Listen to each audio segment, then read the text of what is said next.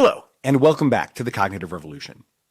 Today my guest is Jim Collins, Termeer Professor of Medical Engineering at MIT and leader of an AI-powered project that has created several new antibiotics, which are not only effective against antibiotic-resistant strains, but also work, at least in some cases, via entirely new mechanisms of action. The problem of antibiotic resistance is genuinely staggering in scale. More than 1 million people are estimated to die globally each year from treatment-resistant infections, and it's getting worse. In 2016, a special commission in the United Kingdom warned that if we don't address the resistance crisis soon, by 2050 we could have 10 million deaths per year, which would put the problem on par with all of cancer. Yet, pharmaceutical companies have largely abandoned antibiotic development because the economics simply haven't worked. It costs just as much to develop an antibiotic as any other drug, but people take them for only a short period of time. And critically, given a new antibiotic that's capable of treating the most drug-resistant strains, the medical system would reserve it to be used as a last line of defense, naturally limiting the size of the market. The good news is that Professor Collins and team seem to have created not just a few breakthrough drug candidates, but a multi-step AI-powered process, which they've refined for the last 5+ years and proven by applying it to several different bacterial targets that can select candidate antibiotic molecules from the vast expanse of chemical space in silico with a high enough hit rate that it's now realistic to expect that the antibiotic crisis could be, for practical purposes, solved in just the next few years. That is obviously awesome news, but with so much AI news flying around these days, it's a story that surprisingly few people have heard. Even at the Curve last weekend, where all attendees were super well-informed AI obsessives like me, not many were aware of this development. And I think that's really unfortunate, because on digging into Professor Collins' work, I found that this is not just a feel-good story, but an example of how, even with relatively small datasets and modest compute budgets, modern machine learning techniques, cleverly applied, can drive huge value without anything looking like AGI. In concrete terms, as you'll hear in much more detail, by training small convolutional graph neural networks on datasets consisting of just a few thousand chemical structures and how effective each one was at stopping the growth of a target bacteria, the team was able to create a model that could screen tens of millions of compounds for efficacy in just a few days' time. And then, by using these predictions as part of a pipeline that also scored candidate molecules for novelty as compared to known antibiotics, chemical stability, the ease or difficulty of synthesis, and safety or toxicity for human cells, they were able to identify a small set of very promising candidates, which, upon actual synthesis and testing, did contain hits that were not only effective against the target strains, but again, at least in some cases, work via previously unknown mechanisms and without harming other types of bacteria. These compounds are now moving toward clinical trials.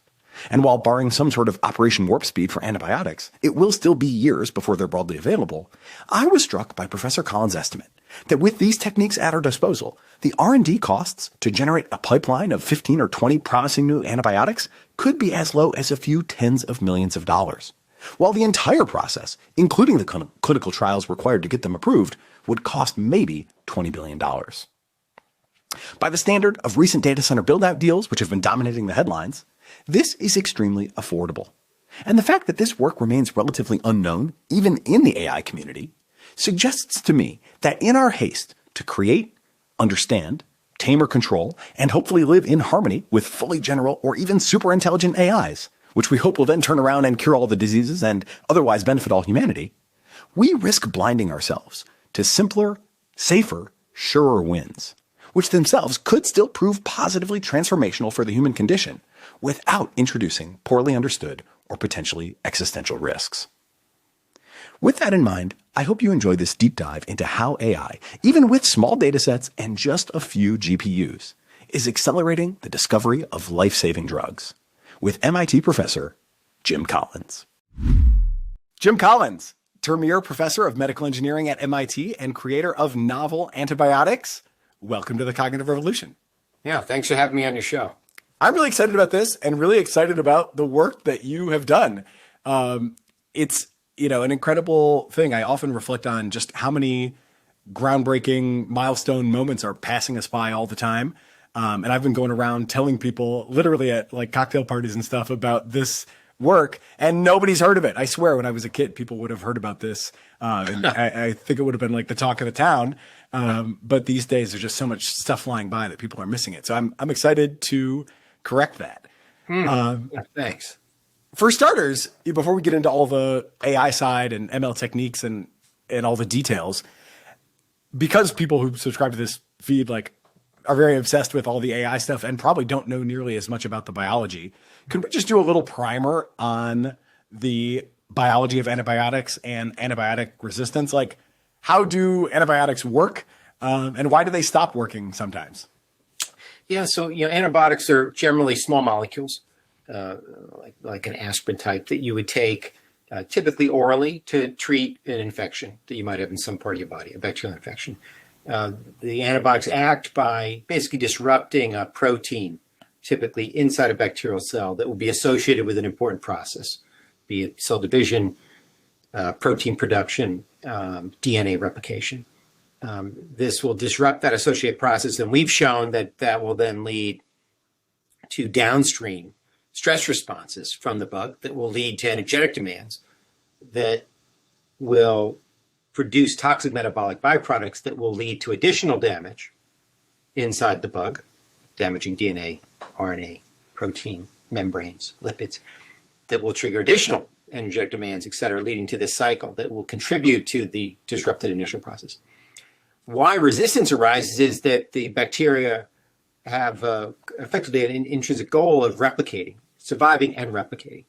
And so you'll have mutations that occur, so alterations of the DNA or other features, with some frequency every time the bug will divide, as well as in response to a stress directly, such as antibiotics, that will lead to changes in the target of the antibiotic or these downstream features that will make the bug less susceptible to the antibiotic. Those bacteria that have acquired that mutation then now have a fitness advantage, meaning they will survive, whereas the other members of the population don't have that, won't survive. So the others will die at that concentration of the antibiotic, but the ones with the appropriate mutation will live and will survive the antibiotic treatment, thus will now be resistant to it. As a result of our overuse of antibiotics, both for human use directly and through animal use, where the agricultural industry will use antibiotics both prophylactically to protect the animals from potential infection, as well as a growth stimulant, we've now seen resistance growing dramatically over the last few decades. And really, in the past, the biggest risk would be in hospitals, so-called superbugs. I tell my students, worst place to be when you're sick is a hospital because of these superbugs. Get out as quickly as you can. But these superbugs, these resistant bugs to our frontline antibiotics, are now no longer restricted to our hospitals. They're on our playing fields. They're in our childcare centers. They're in our schools. They're in our shopping centers. They're in our communities. And so the problem has escalated due to our overuse and misuse of antibiotics.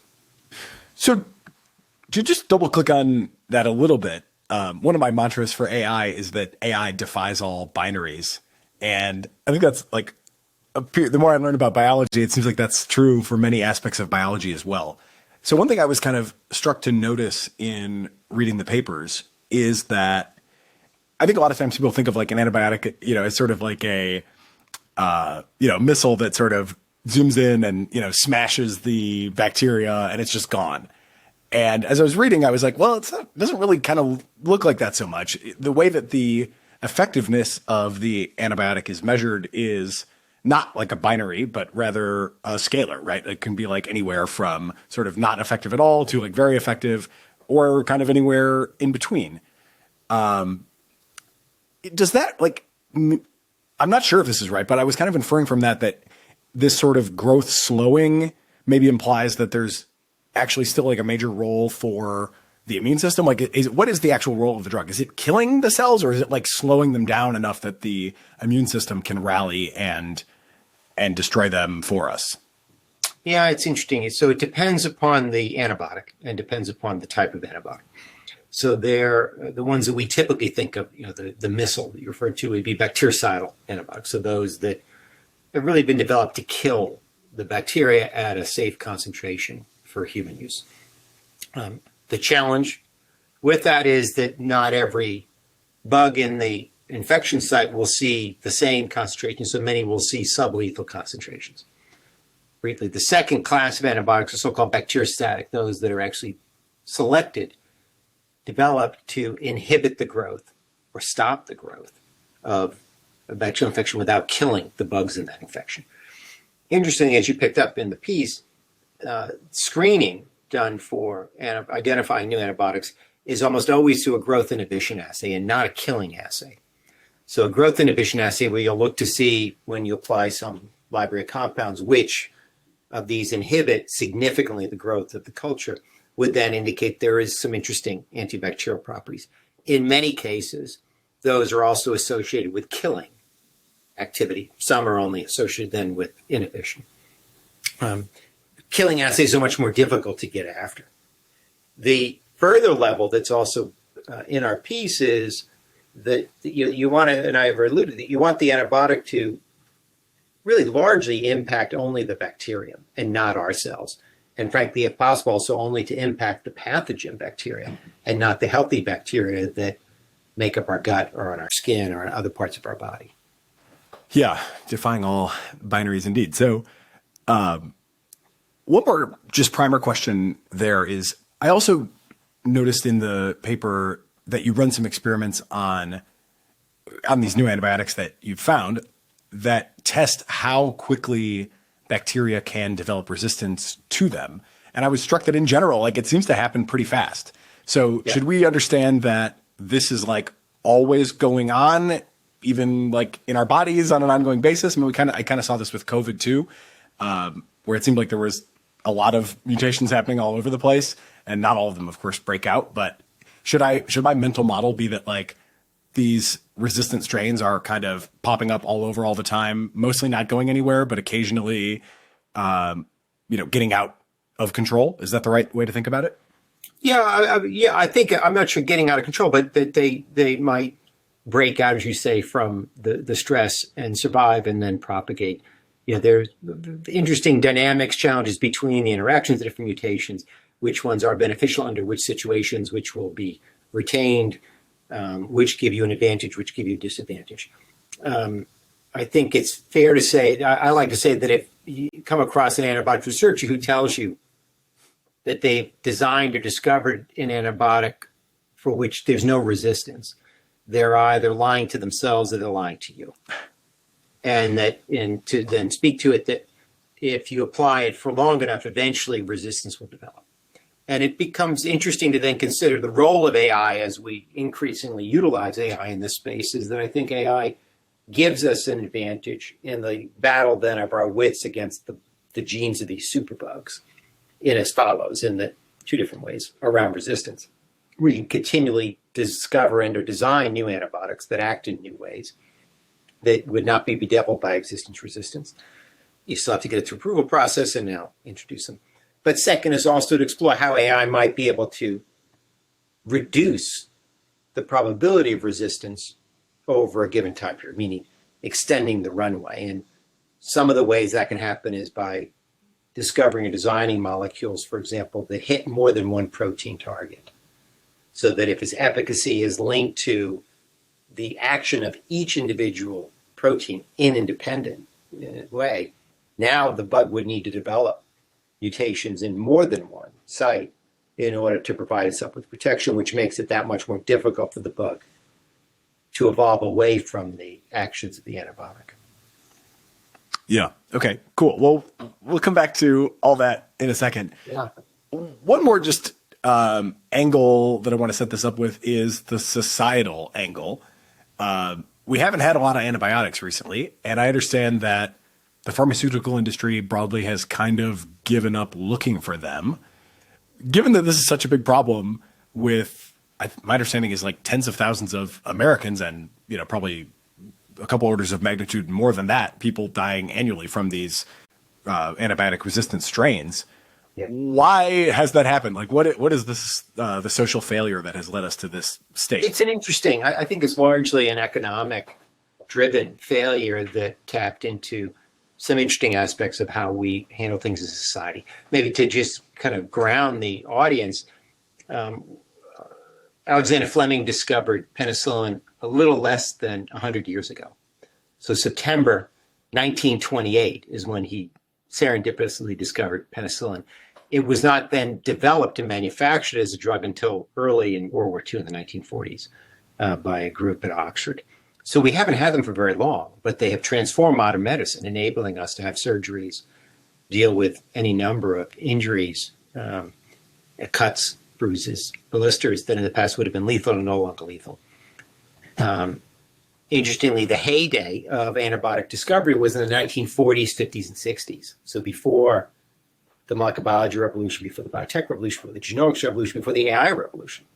What has happened since then is that we've been really in a discovery winter of sorts, that we haven't discovered new antibiotics, and the investment into the field has diminished dramatically. Multiple reasons for that. One is that it costs just as much to develop an antibiotic drug as it does effectively to develop a cancer drug or a blood pressure drug. But an antibiotic, you're only going to sell for a few dollars, whereas a cancer drug or a blood pressure drug, you can sell for thousands, if not many more dollars. Antibiotic, you'll take maybe over the course of a day or a small number of days. Cancer drug, blood pressure drug, you take over many months, years, if not even for the rest of your life. So the economics support the development of non-antibiotic drugs. Further, you have that even companies that stayed in the business and made it all the way through to getting their young molecule approved. Once it was approved, the community of doctors said, "Oh, we're going to shelve your product, put it on a shelf, and keep it for when we really need it." And as a result, many of these companies then went bankrupt after this milestone of getting their compound approved. And so we faced this dire situation. So how do we get out of it? As you allude, we have this underlying epidemic that's been going on for decades, and that about 1 million to 1.5 million people die each year from bacterial infections around the world. And a UK commission estimated that if we don't address this resistance crisis soon, we'll have upwards of 10 million deaths per year by 2050, so outpacing deaths from cancer. It's a challenge. How do we motivate pharma companies, biotech companies to develop these products they're really not going to generate revenue from? And I think we need to explore public-private partnerships of the type we saw with Operation Warp Speed or Warp Drive, whatever it was called, around vaccine development during COVID. Second is I think we need to better engage philanthropists. So we have various months to dedicate to different diseases, cancers notably. We have walks, charity walks, runs, ribbons, colors. We have none of this for antibiotic-resistant infections, though every one of your listeners has lost a friend or a family member, I guarantee, to an antibiotic-resistant infection. Your family member went into the hospital for a certain treatment, caught the infection and died. And it somehow does not rise to the prominence in our consciousness of a need to address. And I expect you probably have some fairly prominent, very successful, wealthy listeners on the show. And it's interesting to think of the uber wealthy individual could single-handedly address this challenge for the lifetime of everybody on this planet. So my estimate is for about a $20 billion investment, we could address AMR, specifically antibacterial resistance, over the next many decades. Okay, it's a lot of money for you and me. It's a lot of money for most of your listeners, but it's not a lot of money for an interesting number of individuals. So for individuals who would like to make history, but not make a dollar or much money off of it, I think there's opportunities here to really to leave an impact on humanity. Yeah. Hey, we'll continue our interview in a moment after a word from our sponsors. Building a voice AI app? Its quality depends on the inputs. It's only as good as your transcripts. Missed words, messy text, or misidentified speakers can break your user's experience. With AssemblyAI, you get high-quality, low-latency, multilingual transcripts that scale as your app grows. Imagine finishing a meeting and your app has already captured every word correctly, formatted the text automatically, and identified every speaker without any manual cleanup. Teams rely on AssemblyAI for industry-leading accuracy, low word error rate, and continuous model improvements, keeping apps cutting-edge and reliable. And with pay-as-you-go pricing, unlimited concurrency, and no minimums, you can scale without worrying about infrastructure, commitments, or surprise bills. Personally, I love how you can provide key terms to guide the model's output, and also that it works with low-quality audio, something I'll definitely keep in mind for our next episode with Zvi. Check out the transcript of this episode, created by AssemblyAI in under 2 minutes on our website, and start building with $50 in free credits at assemblyai.com/cognitive. That's assemblyai.com/cognitive. Today's episode is brought to you by Anthropic, makers of Claude. Claude is the AI for minds that don't stop at good enough. It's the collaborator that actually understands your entire workflow and thinks with you, not for you. Whether you're debugging code at midnight or strategizing your next business move, Claude extends your thinking to tackle the problems that matter. Regular listeners know that Claude plays a critical role in the production of this podcast, saving me hours per week by writing the first draft of my intro essays. For every episode, I give Claude 50 previous intro essays, plus the transcript of the current episode, and ask it to draft a new intro essay following the pattern in my examples. Claude does a uniquely good job at writing in my style. No other model from any other company has come close. And while I do usually edit its output, I did recently read one essay exactly as Claude had drafted it, and as I suspected, nobody really seemed to mind. When it comes to coding and agentic use cases, Claude frequently tops leaderboards and has consistently been the default model choice in both coding and email assistant products, including our past guests, Replit and Shortwave. And meanwhile, of course, Claude Code continues to take the world by storm.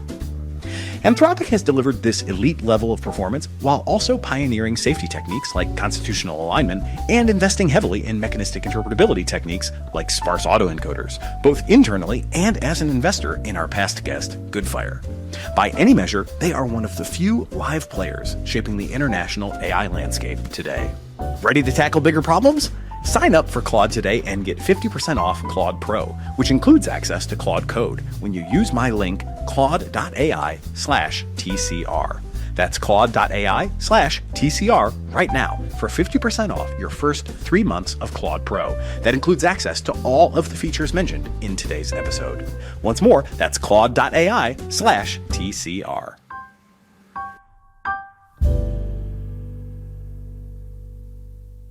Well, let's get into then how you would put that money to work. I know you've been working on this for a number of years, and the first reported antibiotic that you found goes back to 2020. Just give kind of a high-level overview of the trajectory of the work for the last half dozen years, and then from there we can kind of really dig in, especially to the most recent work and the data sets, the techniques, and all the nitty-gritty details. Yeah, so maybe I'll go back even a little later. So our lab's been working on antibiotics now for a little over 20 years. And we've used machine learning, so a sub-branch of AI, in that context from the very beginning. And our initial efforts were really using machine learning to infer or reverse engineer biomolecular networks inside bacteria in order to better understand how antibiotics act.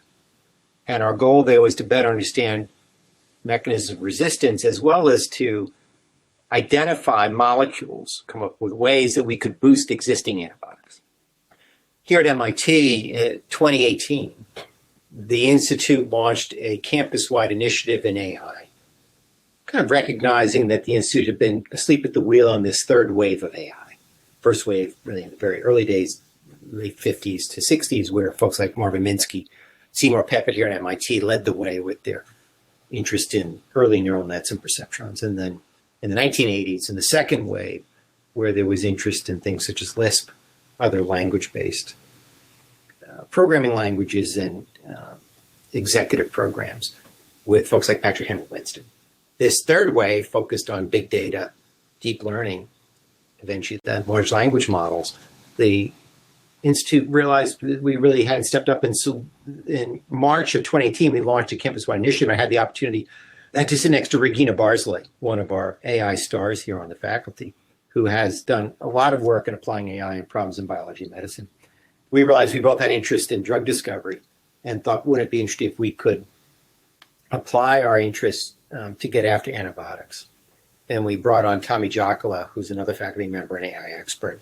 And we really didn't have money to do this, so we bootlegged the project, looking around to see what could we pull together, and pulled together a small training library of 2,500 compounds, which was remarkably small.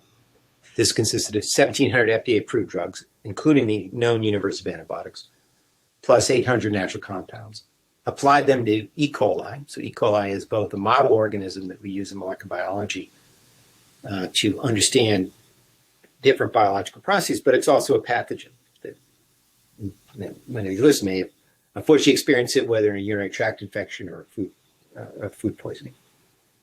Applied each of those compounds to E. coli to see which exhibited antibacterial activity as evidenced by growth inhibition. Took those data, discretized it to say yes, no. If you achieved at least 80% growth inhibition, you were considered antibacterial. If you didn't achieve that, you were considered not antibacterial. Took the structure of each compound and trained a deep neural net, specifically a graphical neural net, that could learn bond by bond, substructure by substructure, those that were associated with the feature of interest, in this case, antibacterial and not antibacterial.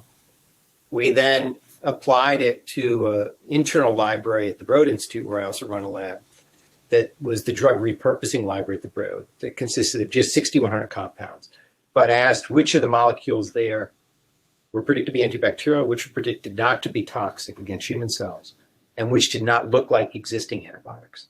And interestingly, only one molecule fit all those three criteria, which is the molecule we call Halicin, in an homage to Hal, which was the killing AI system from 2001 Space Odyssey. Hal, in the movie, killed humans.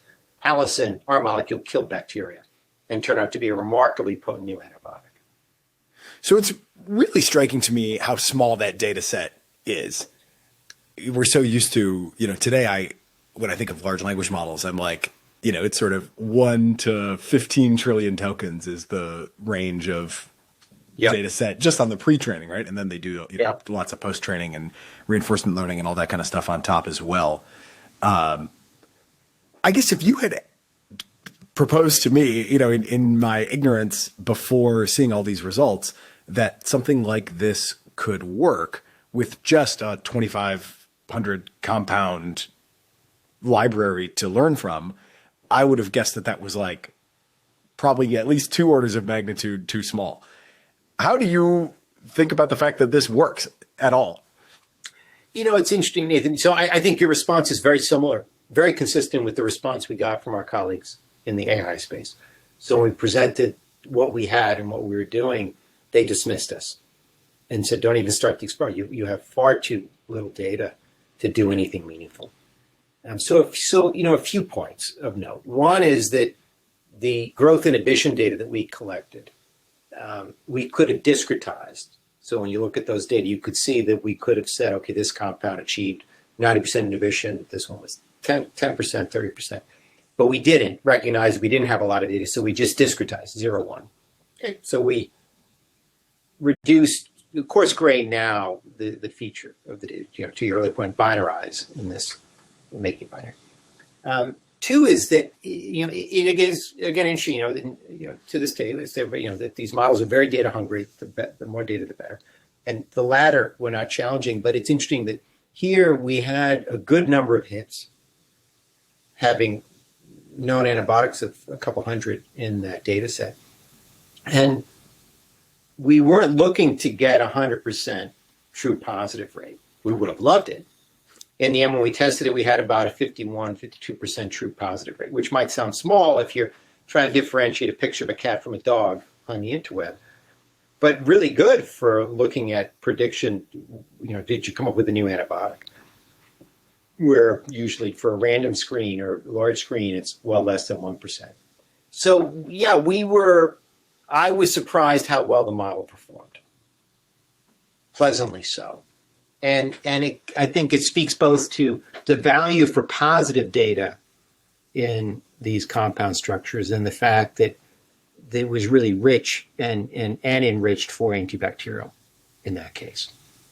So on the question of discretizing the data or not, again, I think if you had said to me, hey, I've got this relatively small data set and I've got these measures which range from 0 to 1 for how much a given compound inhibits the growth of the bacteria. Should I discretize it or should I try to train the network to predict the scalar quantity? Yeah. I think my intuition would have been you should try to predict the scalar quantity and then maybe apply the threshold at the end.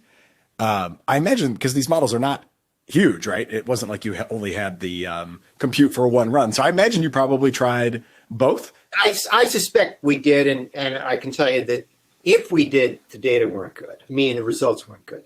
So that, doing a correlative model, there just really wasn't sufficient data to get predictive capacity now from a completely new structure of where we sit on that line. But given that, I think, and what the difference is that getting after now that discretization of a molecule that really would inhibit growth, you're now, I think, getting after specific structural features of the compound that really make for a good antibiotic. Versus, in the end, I think if you got enough data, if you had enough compounds, I think you could predict where you'd sit on that line from 0 to 1. But I think you probably, in that case, would need many, many hundreds of thousands, if not millions of compounds to fill that out. Here, we enrich a lot with no effect and then a good number with effect. And so the training set itself was kind of binarized. Yeah, it's really interesting. How much does it cost to collect this sort of panel data in the first place? Like, if you wanted to set out to do tens of thousands, hundreds of thousands of compound to bacteria. So there's two or three levels of cost there. One is actually curating, buying the compounds themselves. So in this case, the initial one we had, I think we had the library available. We then subsequently, as part of the Antibiotics project, put together a library of 37,000 additional compounds, and I think that cost us about $150,000 to put together. So it's still not a large amount when you think there's sort of order, $5 per compound. If we go to any of the vendors, you're going to be anywhere from $10 to $20 per compound in a larger bit. To get after then specialty ones, it could be of order $100 per compound. So it goes up very, very quickly. Now, for some of these larger public health challenges, there are compound libraries available in pharma that include about 1 million molecules or so, and maybe larger, but they don't make them publicly available. I wish they would in some cases. Maybe they've already mined them for the features they like, but to make them available for things like antibiotics. The second level of charge is now how do you screen it? So when you start getting to these tens of thousands, that's a lot of work for a grad student. And so it's one of the few spots where we'll use robotics, liquid handling robots, but they're costly.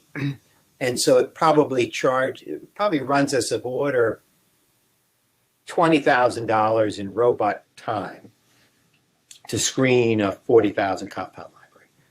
I wouldn't say that linearly scales when we go to 1 million. And so, but it's decent cost. And so, for example, our 40,000 compound library, we've now applied to 7 different bacterial pathogens and 3 different human cell lines. So we've done this 10 different times. I mean, honestly, that's like astoundingly little money in the grand scheme of things, right? I mean, in the world of AI that I'm following on a daily basis, we've got, in the space of the last couple of weeks, like $100 billion from NVIDIA to OpenAI and Oracle. And, it's like it has to be tens of billions or you're not even making the news. So, I mean, we're talking like a full 3 orders of magnitude less to do sort of the biggest scale versions of the experiments you're running, and probably 4 orders of magnitude less to do some of the ones that you actually ran. Yeah. And that is, affordable, as you said, for it's affordable. Yeah, so I put in I'll frame it, along those lines. I saw an announcement on the news that maybe it was this morning that XAI, so Elon Musk's company, was in the midst of raising $20 billion on their most recent round. That's the number I just quoted. Could solve the antibiotic resistance crisis for the coming many decades. So you have young kids, I have little kids. For the lifetime of your kids, that could be solved, which is stunning for a single, in this case, private company. If you now break it down, it's anywhere from 500 million to $1 billion to $2 billion per drug to be developed. I think depending upon how one sets it up, you might get that even down to 100 million in some cases for certain drug cases with orphan status. So I think if there are some wealthy individuals there that are publicly spirited and recognize the need of public good, I do think here's a great example of AI for good, and it's a great example where with additional capital I think we can take these compounds into patients and actually begin to expand our armament, our portfolio, to go after these superbugs.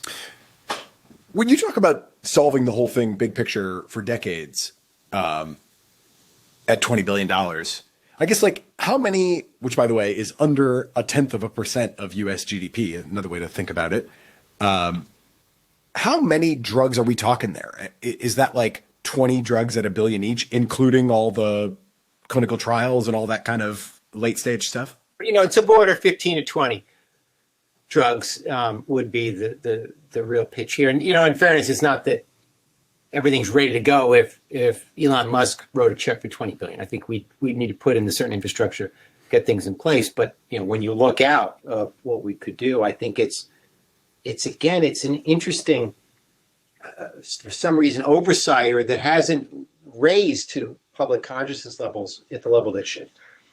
The term existential has kind of gone out. It's been set up as being overused. But if you look at individuals' lists of existential threats to humanity, antibiotic-resistant infections is on that list for most individuals.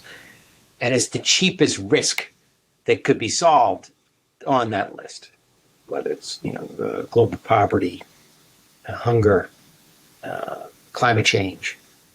Those are multi-trillion-dollar problems. This is, of order tens of billions, low tens of billions. So it's, we have some work to do to convince folks. But again, it's, for those who really want to make history without worrying about making money, I think it's a good one to go after. And I think AI is becoming, again, an interesting way where it's making it interesting. I think raising the attention to your community, to my community, where, again, it's a true, beautiful example of AI for good. Yeah, it's an area I would also love to see the U.S. and China decide to race. And, I've proposed maybe even team up, but a race, I'm a very competitive guy, so a race would be marvelous as well. Yeah. I would love to see, this is a whole other digression. I'm what passes for a China dove these days, in the sense that my outlook is like, I think this AI stuff is going to be a really big deal, and we might need to work together across the U.S. and China to end up in a good place. The alternative being we race to weaponize and create a whole new sort of Damocles, and that all sounds terrible to me. Yeah. But obviously the spirit of competition is high and rising. So it's kind of like, maybe we could make a medal tracker for new drug discoveries or something like that. Give out. I know that the CCP loves to collect gold medals. So if we kind of create more gold medals for antibiotics and similar, that could be a good thing. I guess one more point on the money before going deeper into the techniques. The money to actually develop the drugs is, again, like a very small amount, right, compared to all the trials and downstream stuff. Are we talking? Yeah, that's a fair point. Yeah. So I think that, it's of order of millions per compound to develop it preclinically before a trial. Low millions would probably be a fair number. And really the cost comes in when you start queuing up your phase 1, phase 2, phase 3 trials for antibiotics. But of order, low millions from early discovery hit to lead optimization is, I think, a decent estimate. Yeah. And so, for example, we're working with FairBio. FairBio is a nonprofit we helped launch as part of the AntibioticsAI project. And with FairBio, we have fantastic support from ARPA-H, federal agency. Together, we've received a $27 million grant to develop 15 antibiotics through preclinical development. So to establish a very robust pipeline driven by generative AI. And so, looking at that, you're avoiding a little under $2 million per compound to get it through to being IND ready. Yeah. So just a couple percentage points down payment could take that up to the the scale that you'd need to stock the shelves indefinitely. Hey, we'll continue our interview in a moment after a word from our sponsors. AI's impact on product development feels very piecemeal right now. AI coding assistants and agents, including a number of our past guests, provide incredible productivity boosts. But that's just one aspect of building products. What about all the coordination work, like planning, customer feedback, and project management? There's nothing that really brings it all together. Well, our sponsor of this episode, Linear, is doing just that. Linear started as an issue tracker for engineers, but has evolved into a platform that manages your entire product development lifecycle. And now they're taking it to the next level with AI capabilities that provide massive leverage. Linear's AI handles the coordination busy work, routing bugs, generating updates, grooming backlogs. You can even deploy agents within Linear to write code, debug, and draft PRs. Plus, with MCP, Linear connects to your favorite AI tools, Claude, Cursor, ChatGPT, and more. So what does it all mean? Small teams can operate with the resources of much larger ones, and large teams can move as fast as startups. There's never been a more exciting time to build products, and Linear just has to be the platform to do it on. Nearly every AI company you've heard of is using Linear, so why aren't you? To find out more and get 6 months of Linear Business for free, head to linear.app/TCR. That's linear.app/TCR for 6 months free of Linear Business. Build the future of multi-agent software with AGNTCY, AGNTCY. Now an open source Linux Foundation project, AGNTCY is building the Internet of Agents, a collaboration layer where AI agents can discover, connect, and work across any framework. All the pieces engineers need to deploy multi-agent systems now belong to everyone who builds on AGNTCY, including robust identity and access management that ensures every agent is authenticated and trusted before interacting. AGNTCY also provides open, standardized tools for agent discovery, seamless protocols for agent-to-agent communication, and modular components for scalable workflows. Collaborate with developers from Cisco, Dell Technologies, Google Cloud, Oracle, Red Hat, and 75 more supporting companies to build next-gen AI infrastructure together. AGNTCY is dropping code, specs, and services, no strings attached. Visit agency.org to contribute. That's AGNTCY.org. Being an entrepreneur, I can say from personal experience, can be an intimidating and at times lonely experience. There are so many jobs to be done, and often nobody to turn to when things go wrong. That's just one of many reasons that founders absolutely must choose their technology platforms carefully. Pick the right one, and the technology can play important roles for you. Pick the wrong one, and you might find yourself fighting fires alone. In the e-commerce space, of course, there's never been a better platform than Shopify. Shopify is the commerce platform behind millions of businesses around the world and 10% of all e-commerce in the United States, from household names like Mattel and Gymshark to brands just getting started. With hundreds of ready-to-use templates, Shopify helps you build a beautiful online store to match your brand's style, just as if you had your own design studio.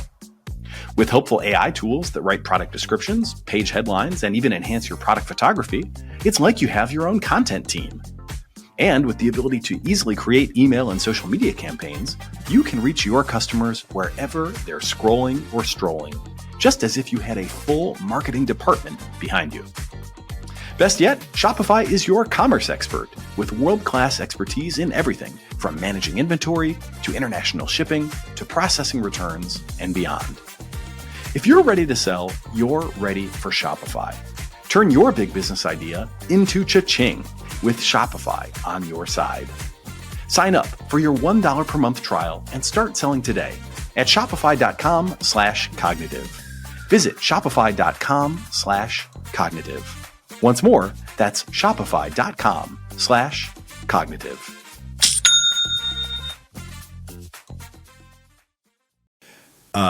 All right. Well, we can do another call to philanthropists at the end, but let's go deeper into the techniques, because this is really where the AI obsessives I think want to understand what's going on.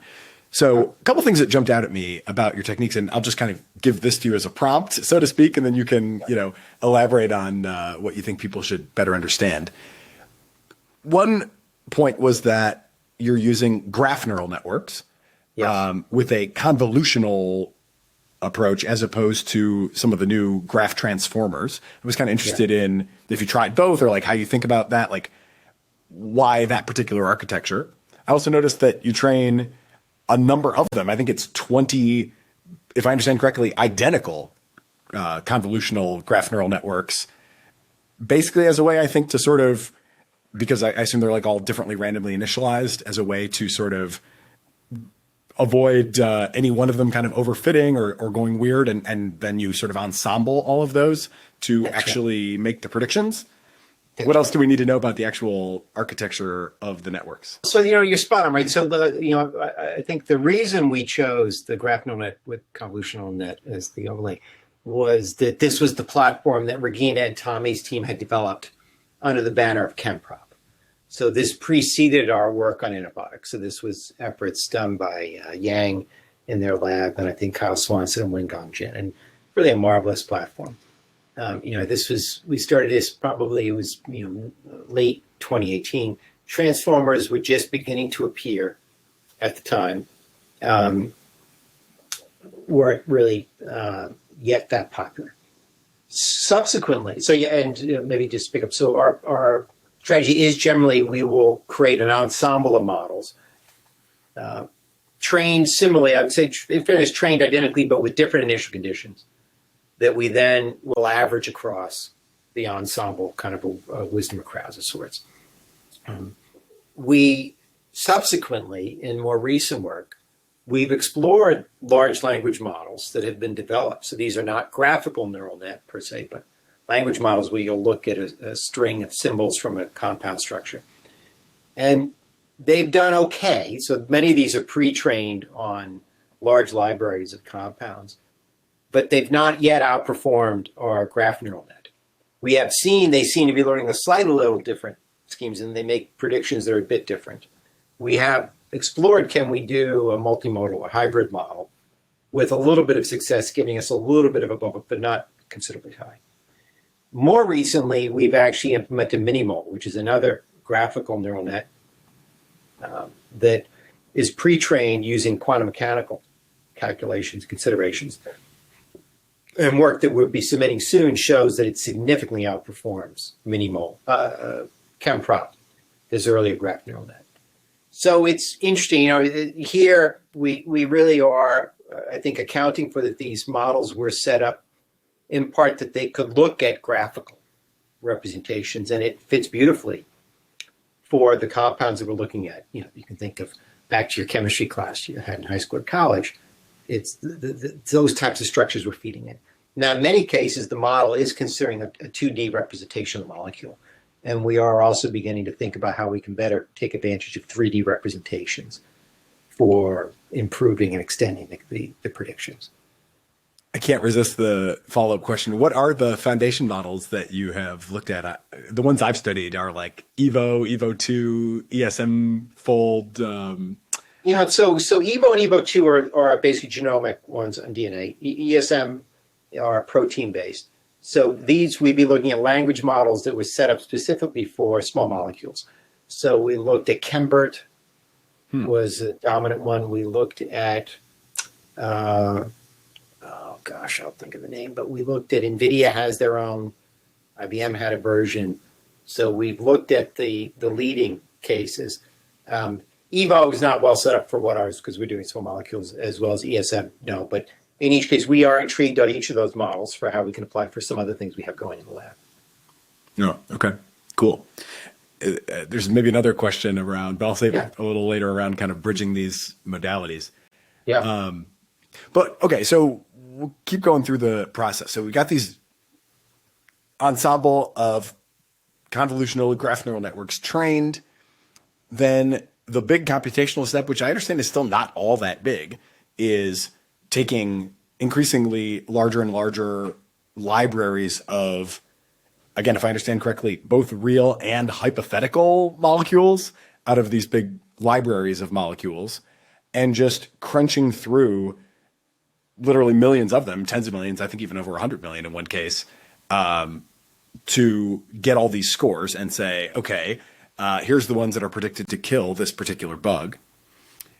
There's also an interesting Monte Carlo tree search kind of algorithm that seems to, if I understand correctly, like cluster molecules in sort of not functional space, but sort of physical space, right? Those that have kind of similar structures are clustered together so that you can not only get the prediction, but also kind of look at, oh, there's a cluster of things here that are all predicted to work well, and they have something in common. Therefore, that thing that's in common seems to be the key that's actually driving. And that is really interesting, too, in terms of just an alternative approach to explaining what's going on in the AI system.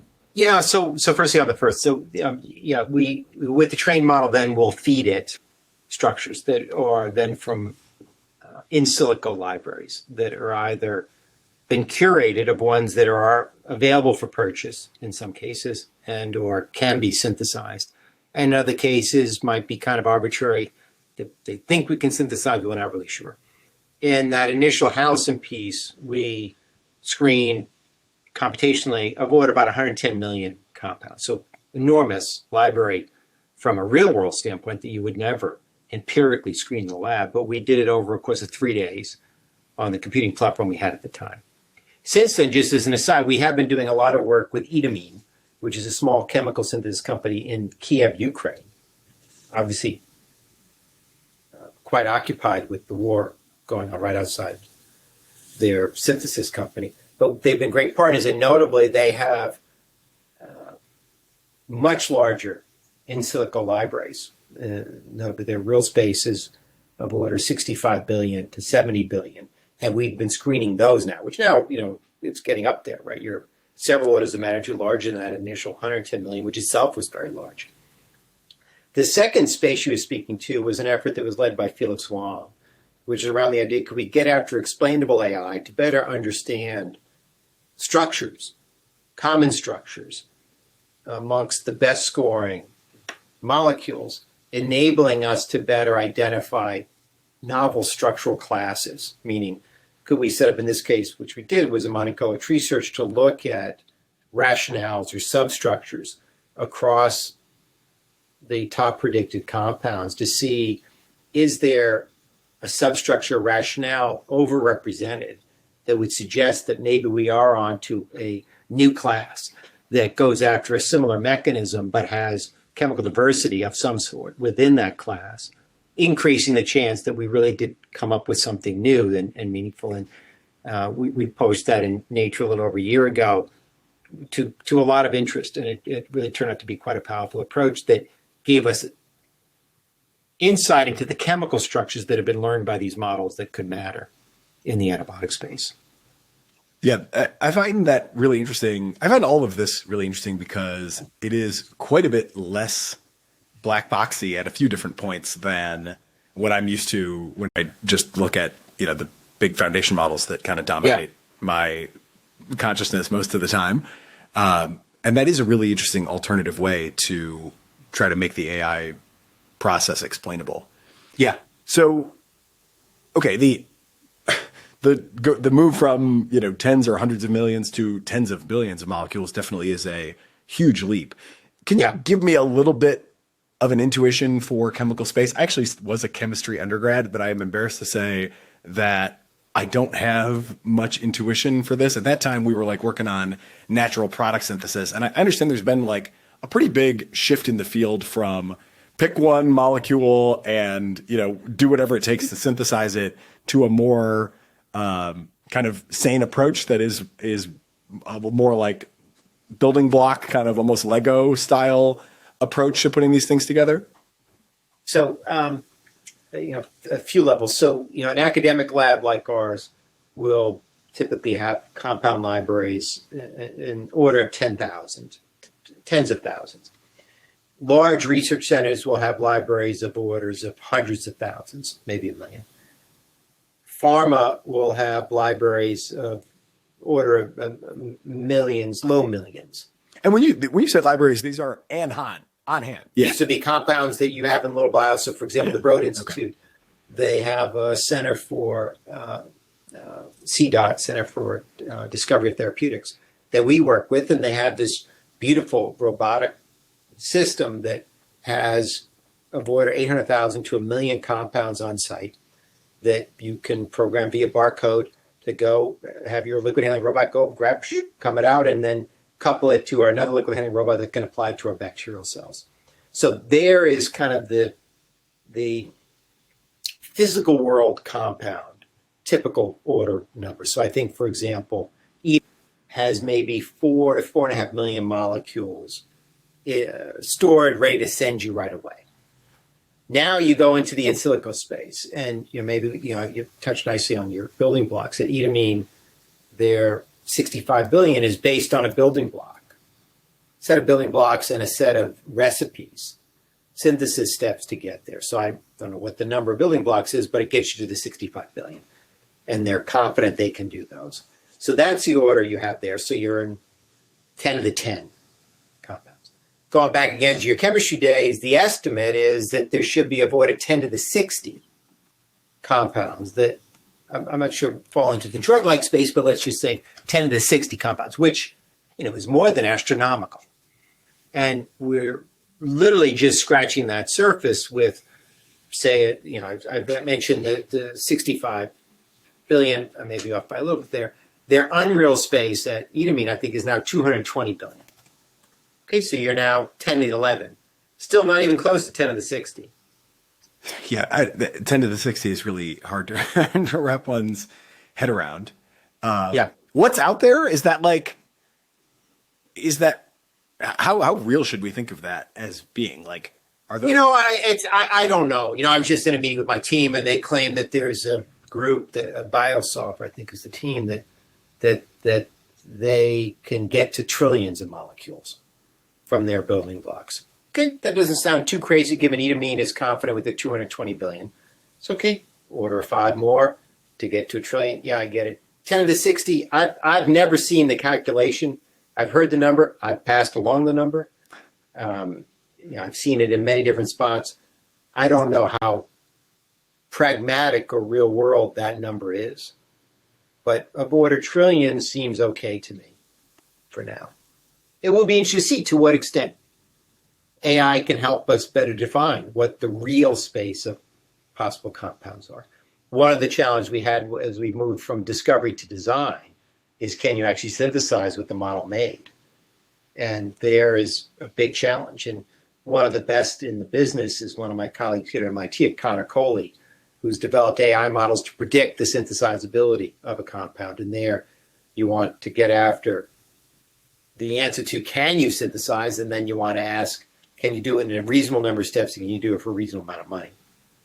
Yeah, so I guess regardless of how vast the chemical space ultimately is, safe to say it's pretty big, and you're churning through an increasing fraction of it with basically a pipeline of steps, right? You've got the prediction as to whether or not it's going to kill the bug, and then you're also applying, I guess it would be filters or classifiers or scores. I'm not sure if these are applied like in sequence or all at once, but you're scoring all the molecules on how novel they are, like how different they are from existing antibiotics. Right. Their predicted level of toxicity to human cells, which is obviously important. Right. How stable they are, which is obviously important for like putting them into a pill and shipping around the world. As you said, how easy they are to synthesize. How is that happening? Like, is that a sort of sequential thing, or is there one kind of heuristic that like weights all those things and gives you an order? So we in the past have done a kind of multi-step application of the models and our filters. We've begun to explore multitask modeling, and are there advantages to do multitask modeling? I think in the case where there's overlap in features being common across, say, the pathogen or skin, we've seen some advantages. But for the most part, it's a matter of coming in with these different models in sequence, really to cut down on the space, cut down of now can you move from this interesting thing in the computer to something you really got to pay to get and actually test. We're expanding that. So as you alluded, we've got, I think, really good models on antibacterial. We've got good models for toxicity. Easy to calculate, is it different from an existing antibiotic? We need more data to get after drug-like properties beyond toxicity. Solubility, bioavailability, lack of metabolic liabilities, and we're working hard with FairBio to get those data to train what we're going to probably call drug prop AI, so you can get after drug properties, and use this to really increase the chance that the molecule would make for a good drug that would be effective not only in a mouse but in a human. And I'm sure your listeners have heard many times the comment that we've cured cancer 900 times in a mouse or a rat, but very few times in a human. In my world of antibiotics, if the molecule works in a mouse model effectively from a systemic delivery standpoint, the estimate is about 90% chance that it would also work well in a human.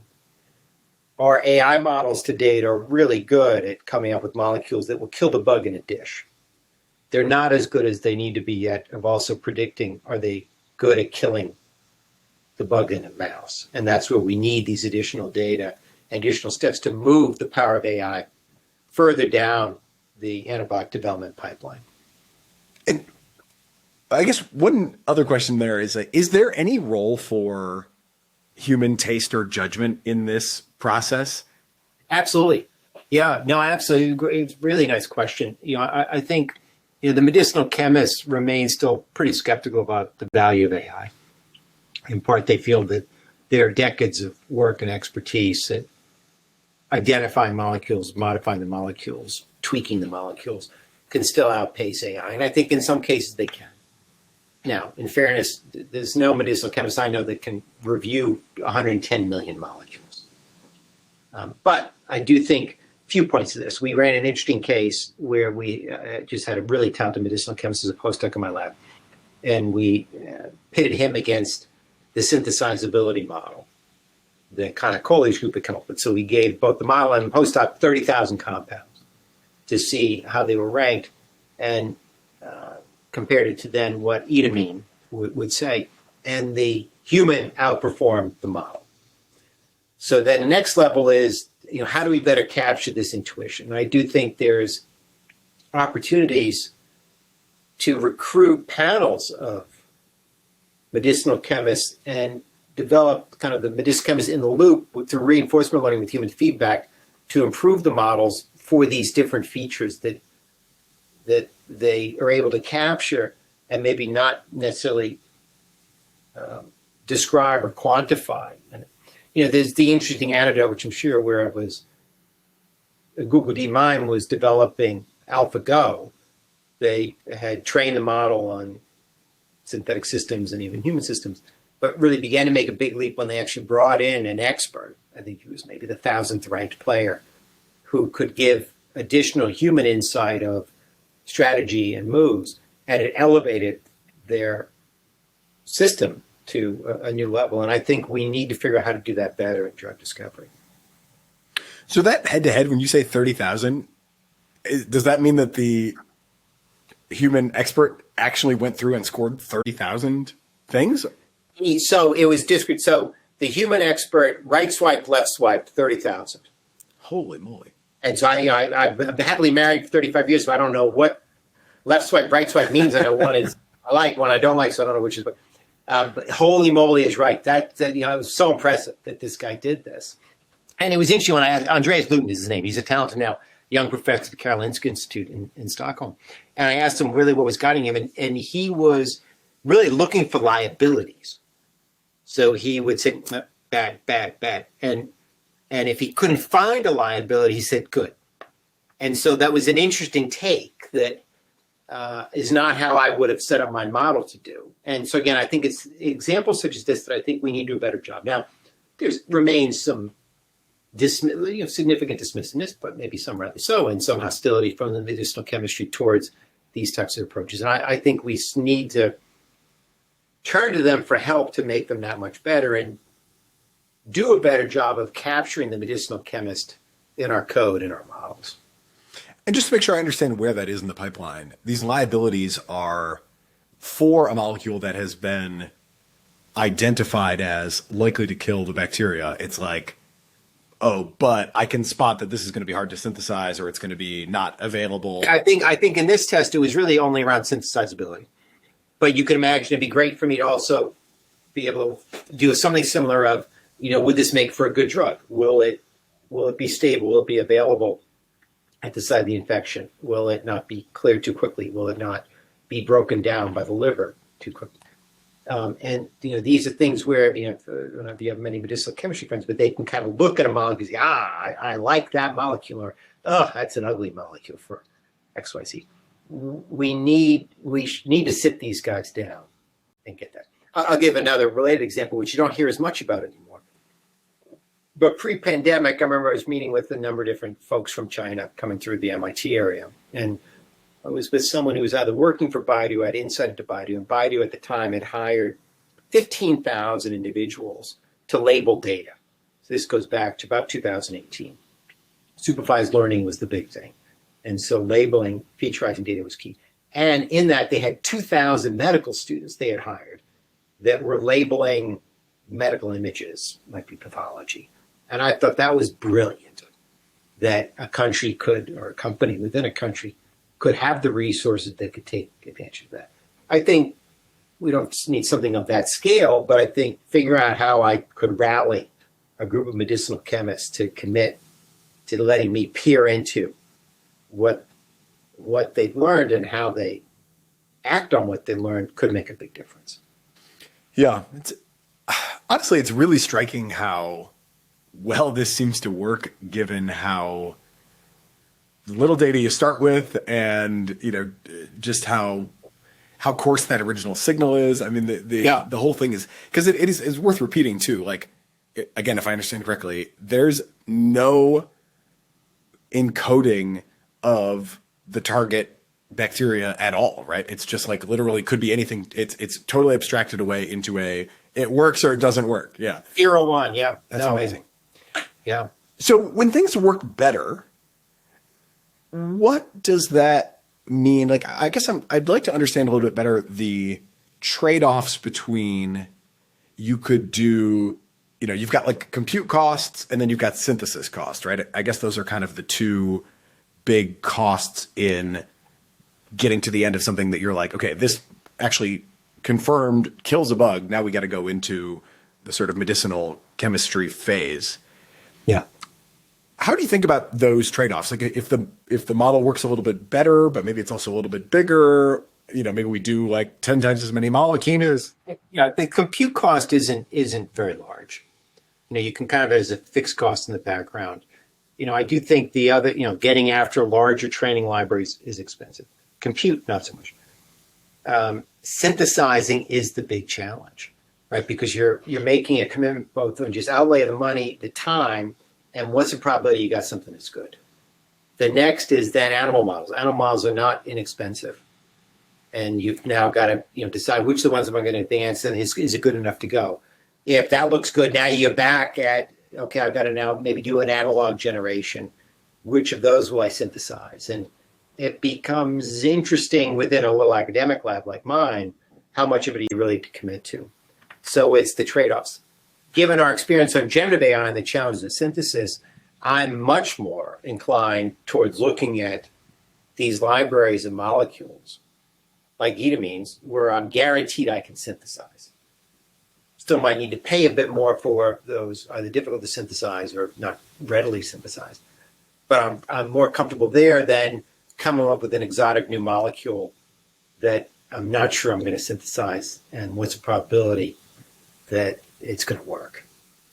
So can you give a sense of where we are today in terms of like, okay, you start with millions, tens of millions of molecules out in chemical space. You do the predictions, you do all these filters for the novelty, for the non-toxicity to humans, for the stability, for the synthesizability. It seems like we get out of that process like dozens, and then you synthesize dozens, and then like we get down to the end, like a couple actually work, at least in a mouse. Is that basically the right? Yeah, I'd say that we probably get down to many hundreds before we try to synthesize, would be probably the fair set of filters we'd set up. And then after that, you were correct. And so I think that, we can expand the starting point of libraries, of course, but I think it's where we have not yet gone is that really from the early hit to a so-called lead development. That's where can we get after more drug-like properties, so-called ADMETs, absorption, excretion, metabolism, toxicity, distribution, as well as PK/PD, so the dynamics of the drug. It's where I think AI, again, given most of your listeners probably in the AI space, I think AI has done a really nice job in early discovery efforts, certainly in antibiotics, but I think in other drug spaces. AI has not yet really been utilized much further downstream. I think because of lack of data. And it becomes then interesting of where are you going to get that data? Who makes the commitment? And, it's expensive. And I think the companies that make those commitments are the companies are going to have advantages going forward. So the big, in terms of improving the models, the big way that because you're already like seemingly quite successful. I don't know if there's any negative results or any strains you've tried this on where it didn't work, but to read the papers, it seems like the general workflow of identify a target bacteria you want to be able to kill, run the panel of all the test molecules against them, train the network, do the pipeline, apply it to the huge swath of chemical space, get candidates out, synthesize those. It seems like that is pretty consistently working. Is that right? I think that's fair. I think it's I think with an acceptable success rate, it's decently working. I think our goal always is, can you do things even better, even a higher success rate? Could you really identify those compounds that, boy, that's really a great starting point? And I think we have a little work to do there because we still need to get after those other drug-like properties is kind of the key thing, and figure out how do you accommodate for multi-objective optimization across these compounds. And I'm hopeful we'll get there, but we're not there yet. Yeah. But it sounds like from the standpoint of like society, to the degree that you can improve the models and get even more confident predictions, that would effectively reduce the cost of the development process kind of from where you are like, okay, it works in a mouse to the point where we actually get into clinical trials. But that is a cost that sure it'd be great if it was cheaper. And of course you have like intellectual interest in, finding new techniques to make it better. But from society standpoint, it seems like it already works well enough that we should just clone your lab 10 times and like apply this to, as many targets as we can basically immediately. I think that's fair. I think that our group and other groups have shown that AI is a valuable tool, and I think it needs to be utilized more. I do think, for sure, in the early discovery, it's reducing cost, increasing hit rate, success rate, and thus increasing our chance of getting to new molecules that can make a difference for human health. There's a couple of other aspects of the results that we've barely touched on too. So again, it's worth just repeating. These are drugs that are working against drug-resistant strains, right? This is not just that they work, but they work on things that other drugs don't work on. Key point, worth emphasizing again. At least some of what you found has been shown to work with a new mechanism, meaning it is working by disrupting the bacteria in a different way than other molecules. And it's even, there's also specificity. So again, at least some of what you've done here has shown to work against the target and not disrupt the other quote unquote good bacteria. Maybe I'll just comment on that briefly. So that's worked in several cases, and that was surprising. And why it was surprising is that the models were not designed to yield a so-called narrow spectrum. So a narrow spectrum antibiotic would be one that goes after the pathogen of interest, but spares the commensals are good guys as well as other pathogens. In fairness, the models, we've only trained against a particular pathogen. So they were only trained against the pathogen, but they weren't then counter-trained to avoid the other ones. And yet, in the case of abaucin, which was a molecule we discovered to be effective against this ineffective Omani, in the case of also a molecule we discovered that was designed effective against gonorrhea, in each of these cases, they were narrow spectrum. And so it was intriguing that I think we got it more or less by luck, but that the model pointed us to these molecules that were sparing most of the good guys in our gut. Yeah. I guess if I had to attribute that to something, it would be the novelty filter. The theory would be like, if it's very different from other antibiotics, maybe it's more kind of particular to the target, even if that wasn't like explicitly. Yeah, maybe that's an interesting. We haven't. It's an interesting notion. It is possible. I'll put an esoteric spin on it. That we're doing phenotypic screens. And in many cases, I think we're getting after membrane acting antibiotics. So they're targeting targets in the kind of outer layer and or inside layer. And it appears that many of them are getting after lipoproteins and lipoprotein transport, again, kind of an esoteric point. But I think that the narrow spectrum aspect of compound may be that these lipoproteins are very specific to the given pathogens. So that while we're not targeting a target, we're targeting the pathogen and looking at phenotypic screen. I think we're selecting for compounds that are getting at these lipoproteins that are specific to the pathogen and not to other pathogens. And I think that's what's happening. So we're also now beginning to look, can we use AI specifically now to start with the lipoprotein as a target, and then can we find small molecules that would interact with those targets, those protein targets of interest? And can you speak a little bit also to resistance? Like that's another notable finding that, again, at least some of the drugs you've discovered. Yeah, so that's a fair point, right? So Halicin, for example, we compared it to Cipro. So Cipro is a very commonly used quinolone antibiotic, and applied each for over 30 days inside a lab to E. coli.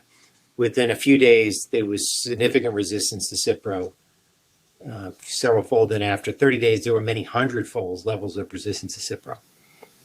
When we applied Halicin, after a few days, we didn't see any resistance, and 30 days out, we didn't see any resistance. As I said earlier, we'll eventually see resistance if we look out long enough. I think that the resistance to resistance of Halicin was likely that it's targeting multiple molecular targets, so multiple proteins, probably at the membrane level. And again, to my earlier points, where I think we can also use AI with this as an intended goal, is that because it's hitting multiple targets, the bug can develop mutation against one or even two, but because maybe three or four, and any one of those can be a killer to the bug, I think it just puts off the development of resistance. Fascinating. Okay, so kind of zooming out for a second and then, talking about the future and how these methods might evolve. I mean, I guess I want to emphasize my general sense that this should just be scaled up even as it is. We don't need to worry about getting too much more clever. Give me the warp speed for new antibiotics. But that said, because it's interesting, if nothing else, I'm interested in, I guess, when do you think this could have first worked is one interesting question. I'm not sure, I'm always reading new AI and ML literature, and it's always some new technique. But I'm not sure here, what was the limiting technique, or were all these techniques kind of sitting out there potentially for a few years before you came along and figured out how to integrate them? Yeah, I think they probably were sitting there for a few years. I do think that these graphical neural nets were the real trick. I think the ability of these models to learn chemical structures and break them down and associate them with a feature of interest, in our case, antibacterial or non-toxic, that was the differentiating tech. And we're now expanding that to other features and other schemes. And that, the deep neural nets, were introduced, many years ago, but really became quite popular about 10 years ago, largely on image analysis out of groups like Yashar Bengio and Jeff Hinton, Jan LeCun. So I think that was a differentiator that we could. I think it can be scaled up, I think, quite nicely. I think we need more data. I think we need more talent. I think the models can be extended in clever ways. I think they look at bigger chemical space, associate and bring in more biological data, more chemical data to get after mechanism, to get after features, using more generative AI to get after design properties. So can we design the molecule specifically to go after multiple targets from the get-go? I think all of this is possible. And I think we'll see developments along these lines in the coming few years. How far could this go in terms of other things? Like you mentioned, we've cured cancer, in mice lots of times. Obviously, a human cancer cell is presumably a lot closer to a other healthy human cell as compared to bacteria versus a human cell. Yeah. But could we imagine a similar technique working for human cancer cells? Yeah, most definitely. This and I mean human cells and for other conditions other than cancer as well. So Felix Wong, a postdoc in my lab, who's also leading integrated biosciences in the Bay Area, is focusing among many things, but also age-related conditions, aging, and using this platform identify molecules that could act as senolytics, so they could eliminate so-called zombie cells amongst our cells. So these are cells that have stopped dividing that are thought to underlie neurologic conditions, scarring, skin conditions. Work beautifully. He's applying the approach now to many other schemes and other conditions. Within the infectious disease space, we're working with folks to do it for antifungals, antivirals, antiparasitics. The more complex, I think, there's potential for cancers, potential for neurologic conditions, potential for metabolic conditions. So this and related, both phenotypic and target-based screens, I think, has tremendous potential. I guess if you imagine applying the same kind of core approach to all these different things, and for some of the more challenging ones, it maybe doesn't work at first or it doesn't work as well, what kind of enhancements do you think you would need? Earlier we touched on like Evo and Evo 2, and I know those are sort of, well, first of all, Evo 1 was like only bacterial, but there's an interesting possibility there where these foundation models can potentially be used to identify targets. There's like, of course, lots of different models now that do like, all kinds of different molecule binding, small molecule to protein binding. Well, if you sort of had to imagine a next generation pipeline that kind of brings in either some foundation models or other specialist models, like what kind of elaboration would it be? Yeah, I'd say it's multiple levels. So I do think, AlphaFold for predicting 3D protein structure certainly was a major advance. It's been widely used, but it's not really good enough yet for drug development. And that the 3D predicted structures are not at a fine enough level that you could use it in target screen. We need work there. Our binding predictions for affinity of small molecules against an identified binding pocket are not there yet. They're not as good as they should be. So I think if we could advance each of those, now we could do so much more in silico. From a target ID, from understanding how the drugs act, we need, I think, to better use AI to embrace the complexity of underlying biology. We've been fixated on single targets, but these targets operate in very complicated networks that vary depending upon cell type, that vary depending upon context. I think we need to develop tools that can embrace that complexity to identify the meaningful targets and understand how the drug would interact with them. I think interfacing those layers, and then it's also how do we get to phenotype? Can we make predictions? So right now we're not very good at predicting functional phenotype from our interactions. I'll give this a case. There's a lot of interest, I'm sure you've seen in where you are, in AI scientists and AI-driven kind of automated labs. And you were saying they're going to replace all scientists. And, I think it's way premature to make these claims, but they're being set up in my world largely to do things where we know exactly what needs to be done, and so it's just a recipe. But so, for example, in E. coli, this very simple organism, model organism, it's studied for decades. When I first moved into molecular biology 25 years ago, I was told don't work on it by big people in molecular biology because everything's known. Well, it's a bug with 4,000 genes. You look at the genome, 1,500 of those genes, we still don't know what they do.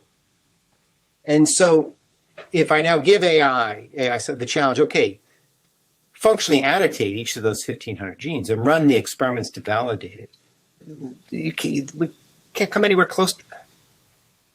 So I think that AI has tremendous things to offer. And we've got these other types of models I alluded, but we also have a ways to go in order really to take advantage where I really still very much believe in AI as a thought partner for us. And it's still keeping the human in the loop is critical for many of these advances. Cool. I don't know if I have any additional follow-ups there. One question I always want to touch on, at least for a second, is possibility of dual use or safety concerns. And one thing I do like about this approach and the sort of not just ensemble, but like pipeline nature and sort of many specialist models is it seems like it's not really prone to a dual use problem in the same way that a lot of other much more general purpose techniques might be. Maybe I'm missing something there, but what would you say is the sort of risk, if any? I think for the most part of what we're working on, it's kind of single use. Can we help humans from these problematic pathogens? There is one interesting case of dual use that's worrisome, and that is for these tox models that we developed. So here we're developing models to predict toxicity of a compound against a human cell or set of human cells. And we're mainly interested in identifying those that are not toxic. Well, those same models can be used to identify molecules that are toxic. And so now you can imagine bad actors using them to identify molecules in natural product space or design them in such a way that they're highly toxic. And in particular would be problematic is if they develop ones that would get after mechanisms of toxicity for which we don't have countermeasures. So that's a, unfortunately, dark but possible dual use that we hadn't thought about until we actually published our toxicity models that I alluded to back in 2024 in a Nature piece. And some from my friends in the federal government came and said, Jim, are you worried about this? And I had to admit that we hadn't really thought about it, but we have since thought about it.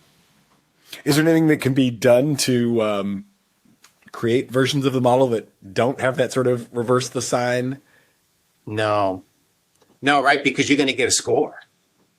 I mean, I guess it could be that you only score those that are not toxic and then you don't know how toxic.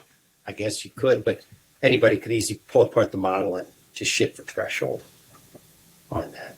Yeah.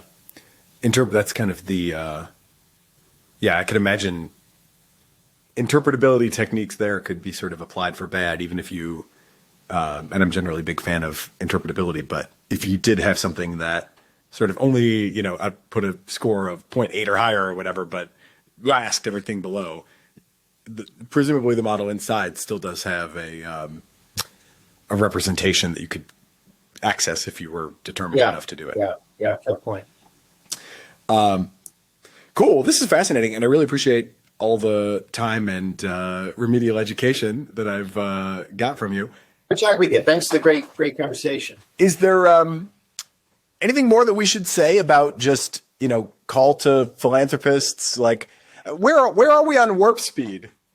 I think I encourage young people to think about this problem and from the AI standpoint, from the microbiology standpoint, from the drug discovery standpoint, and these are exciting, practical problems that can make a big difference. And we need more young people to take them on. I think it's a great time to be a young person in science. It's okay, half the world seems to be on fire, but it's still a great time to be in science, young person, because so many cool technology being developed, and we need young folks to take on this problem. So that would be my call, in addition to the philanthropist, to at least think about, can you make a difference here? Cool. Well, I hope that a couple listeners are inspired and might go a little bit in that direction based on your example. Again, this has been fantastic. I really appreciate it. Professor Jim Collins, thank you for being part of the Cognitive Revolution. Great. Thanks for having me. Really enjoyed our discussion. If you're finding value in the show, we'd appreciate it if you'd take a moment to share it with friends, post online, write a review on Apple Podcasts or Spotify, or just leave us a comment on YouTube. Of course, we always welcome your feedback, guest and topic suggestions, and sponsorship inquiries, either via our website, cognitiverevolution.ai, or by DMing me on your favorite social network. The Cognitive Revolution is part of the Turpentine Network, a network of podcasts where experts talk technology, business, economics, geopolitics, culture, and more, which is now a part of A16Z. We're produced by AI Podcasting. If you're looking for podcast production help for everything from the moment you stop recording to the moment your audience starts listening, check them out and see my endorsement at aipodcast.ing. And finally, I encourage you to take a moment to check out our new and improved show notes, which were created automatically by Notion's AI Meeting Notes.